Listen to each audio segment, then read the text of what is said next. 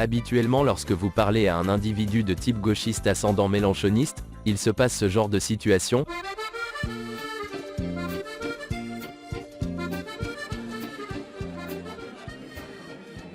Et au fait, je t'ai pas demandé t'es de quel bord politique? Jeune belette féministe, tiens-toi bien, j'ai voté le Z au premier tour et Marine au second. Oh bordel de merde, mais t'es d'extrême droite. Je suis simplement patriote. T'es totalement matrixé par la xénophobie. Je pense que l'antiracisme à outrance proposé par la gauche n'a rien à voir avec la diversité. Bah non sale facho, l'antiracisme ça veut dire qu'on est contre le racisme. Un peu limité comme argument. Donc t'es totalement raciste en fait.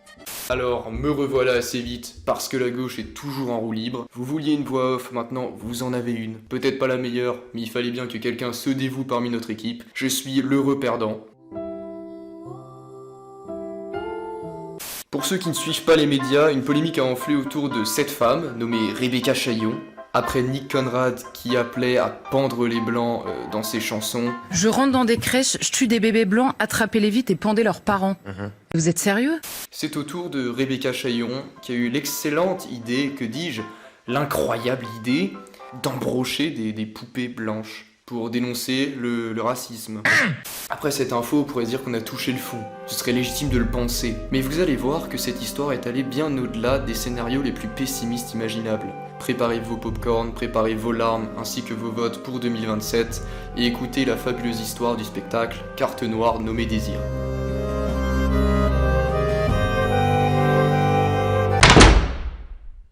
Tout commence avec une image, une photographie pour le moins choquante, ou du moins déstabilisante. Choquante pour deux raisons. La première étant le fait qu'embrocher des poupées, quelle que soit leur couleur d'ailleurs, est particulièrement étrange. Mais également parce que toutes les poupées embrochées ont un point commun qui interroge, elles sont toutes blanches. Incroyable hasard, alors là. Et lorsqu'on apprend que ce dit spectacle avait donc des prétentions dites antiracistes... Allez-y, buvez, je vous en prie. Buvez, je vous en prie. Il y a... Prenez le temps de boire. Prenez le temps de boire. Merci. Les internautes s'offusquent, les médias s'affolent, et pourtant, un média de gauche connu pour n'avoir aucune limite va participer à la propagation de l'incendie en soutenant l'artiste à l'origine de ce spectacle. L'article que vous voyez actuellement, c'est celui de Télérama, avec un titre sobrement intitulé « Non, l'image d'une nounou noire avec des bébés blancs embrochés n'est pas scandaleuse ». Prenez le temps de boire. On peut déjà apprécier l'approche plus ou moins pédagogique. Vous êtes stupide, donc évidemment vous trouvez ça scandaleux. Mais en fait ça ne l'est pas. On pourrait se rappeler que certains ont été censurés pour moins que ça, mais ce serait pas politiquement correct, donc pour le moment, essayons simplement de comprendre la logique délétère de Télérama. Tous ceux qui ont vu son long spectacle le soir de sa première représentation publique n'ont pas eu visiblement la même interprétation, la même émotion, que les internautes hystériques au service de la race blanche. On apprend ici que si vous êtes choqué de voir une femme noire volontairement embrocher des poupées blanches dans un but politique, vous êtes au service de la race blanche. Ok. Vous êtes au service de la race blanche. Comment ça mon ref? Moi qui pensais que les races n'existent pas, heureusement que la gauche est là pour nous faire une lecture racialiste des événements. Je ne sais pas ce que veut dire être au service d'une race blanche, mais ça doit encore être un terme à la con inventé par les fameux antiracistes pour parler de tout ce qui s'oppose à leur idéologie. Tu n'es pas d'accord avec moi, donc tu es un sombre connard. C'est moi le connard, monsieur. Télérama rapporte qu'en fait, le fait d'embrocher des poupées était symboliquement un moyen de dénoncer la précarité des nourrices noires sous-payées devant s'occuper des enfants blancs. Oh, je sais pas si c'est une histoire de budget. La République, c'est moi. Que ça, quelqu'un de gauche le voit tout de suite. Ça, on aurait dû le voir depuis le début. Évidemment qu'embrocher des poupées blancs, c'est une manière de dénoncer la précarité économique. Donc si par hasard vous veniez un jour à vouloir dénoncer le capitalisme, n'hésitez surtout pas à embrocher des poupées. En plus, si vous trouvez ça choquant, c'est vraiment que vous êtes des cons parce que... Pas question pour Rebecca Chaillon de vouloir tuer des petits blancs. Regardez bien la photo, la nounou les serre même comme elle peut dans ses bras.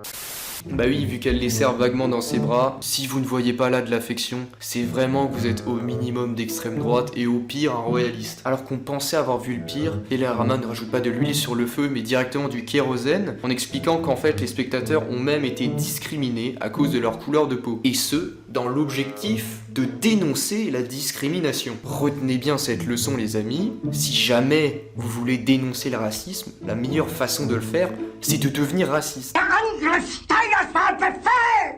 Et oui, parce que ces blaireaux ont eu l'idée formidable de discriminer les gens en fonction de leur couleur de peau pour attribuer les meilleures places aux femmes noires du public. Et ça, étonnamment, le public n'a pas apprécié. De vieilles féministes et même quelques femmes noires sont parties en grommelant leur indignation, quand on a proposé dès l'arrivée en salle aux spectatrices noires d'aller s'asseoir ailleurs ensemble. Oh, ils s'embêtent pas, hein. Hop, ni vu ni connu, je t'embrouille. Vous savez, quand on en arrive à un point où des personnes noires ayant historiquement le plus subi la ségrégation se lèvent pour protester contre un spectacle antiraciste, c'est vraiment qu'on a touché le fond. Enfin, toucher le fond, ça on pourrait le croire si les artistes n'avaient pas eu la fabuleuse idée de littéralement voler les affaires du public pour dénoncer la colonisation. Je vous en prie. Prenez le temps de boire. Prenez le temps de boire. Merci. Pour résumer, vous avez des gens qui n'ont jamais connu la ségrégation ou la colonisation, qui vont voler les affaires d'autres personnes qui ne sont pas responsables de la ségrégation et de la colonisation. Je sais pas comment c'est possible, mais Télérama arrive visiblement encore à justifier le fait qu'on vole les affaires de personnes sans leur consentement. Certains, furieux qu'on leur dérobe leurs affaires, ont eu des mots, des gestes violents, bien plus violents que lorsqu'on fustigeait leur rejet de l'autre, leur conduite raciste. On a une bande de soi-disant artistes qui n'ont jamais subi la ségrégation ni la colonisation, qui viennent voler les affaires d'un public qui n'y peut rien. Par ailleurs, on notera que selon mademoiselle.com, le public était raciste. Si jamais, encore une fois, on vole vos affaires et que vous réagissez mal, c'est probablement parce que vous êtes raciste. Le pire, c'est que ce spectacle, il est soutenu. Vous avez un festival au sein duquel les artistes volent les affaires du public, les discriminent en fonction de leur couleur de peau et embrochent des poupées blanches, et ça, c'est soutenu par le festival. Donc les organisateurs trouvent ça normal. Et comment justifier ce genre de choses lorsque vous êtes organisateur d'un festival? En disant que c'est pour la démocratie. Et oui, vous ne rêvez pas, ce qui à la base est simplement un mode de scrutin devient une manière de justifier absolument tout et n'importe quoi.